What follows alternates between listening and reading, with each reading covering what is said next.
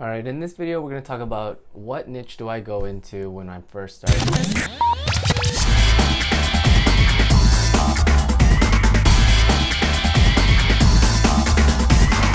So first of all, there are thousands of niches that you could possibly go into. I think it's important that you pick something that aligns with you. Maybe you have certain experience in the past with it.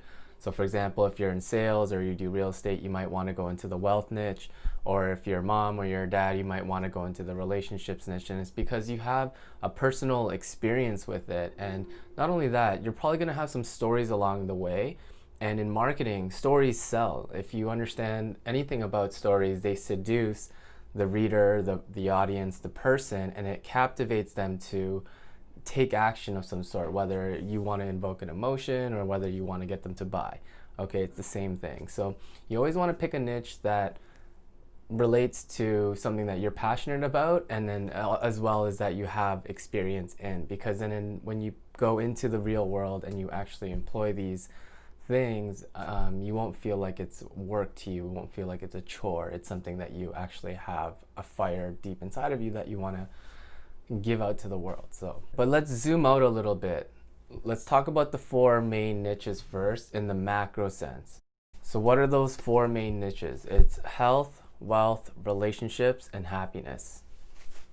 When you're first starting out, you want to pick just one, and there's obviously going to be a sub niche inside of this macro niche, and we'll talk about your micro niche in a second. But when you pick your macro niche, you only want to pick one, max two when you're first starting out, because it's going to be a lot.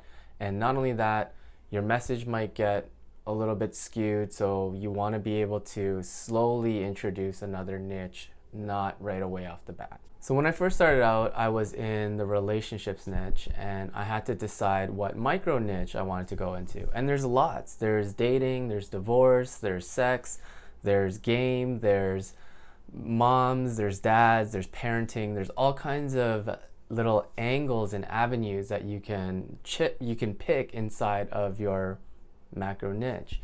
And at the time I was writing a book on divorce, and so it just made sense for me to target people who are divorced. But then I even got even more super specific because I was a divorced father. I was like, okay, those people can resonate with me more clear.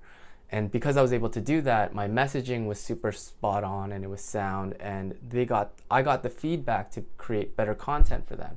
And because I was able to create better content, I elevated myself, I graduated, I learned to master what was going on inside of that little micro niche. And then I got to zoom back out and ask other people about their experiences with that, and so on and so forth.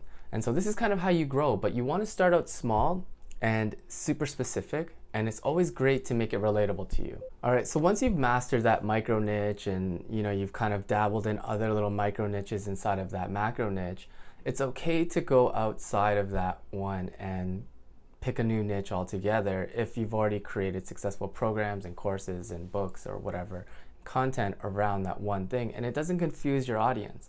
So for example, I created a successful coaching business on a whim because I was learning about digital marketing, and I was learning about sales, and I was learning about psychology, and I was learning about all these tactics, these practical tools, and I wasn't able to share content on that because what people were approaching me for was not that at the time. It was just divorce, it was about dating, it was about heartbreak, it was about certain other things like intersexual dynamics, but it was never about business, about consulting, until my audience started to grow and started to ask me for it. And when they start asking you for things, you don't want to, you may want to outsource, but if you have, the ability to create content around that because you've already successfully done so in another niche, then you might as well go and do that. And so a lot of you guys are probably building either a company or your personal brand, or both. And what's great about having a personal brand in unison with your company brand is because you can make shifts like this. You can not confuse your audience. It would still be aligned with who you are because it's a lifestyle at the end of the day. And if your lifestyle matches somebody else's lifestyle, they can see you for that and accept your content the way it is. Like if you look at Joe Rogan, he's an MMA fighter, he's an UFC ring announcer, but he's also a comedian. And he talks about a lot of different topics, and he doesn't just stick to one. And so you can evolve with your content, but again, I stress the importance of starting out in a very micro sense and then zooming back out to the macro and then being able to look at it all as a whole and an ecosystem. What if you don't even know what niche you can go into? Maybe you have no personal experience with any of these, or maybe you just don't know where to start or where to begin. Well, one niche that I didn't mention here is affiliate marketing. And that's because if you're going out there in the digital sense, you should always just have affiliate marketing as kind of like a fifth of your business, maybe like 20% of your business that you don't always focus on, but it's always going to be there. It's going to be a part of your business. And affiliate marketing is great. Why? Because, well, if you don't, like I said, if you don't have a niche that you want to go into, or you don't have a service or a product that you can offer, then you go into affiliate marketing, because then you can just pick and choose which ones are actually selling to people. So there's ways to do that. That's not for this video. I'll probably do a whole nother video on just affiliate marketing and how to make money from it. I've been doing it for like the last, I don't even know how long, probably longer than my coaching business.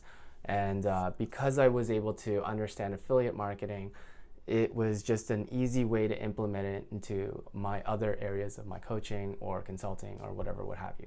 So with that being said, this is the video that you should be able to kind of picture it on a big scale, picture it on a small scale, why it's important to tell stories and why it's important to align yourself with everything it is that, that is you, and embody that and own it, because that's how you're going to resonate with your audience. That's how you're going to create a real digital presence with the people around you, because you can't blend in. You need to be super specific about who you help.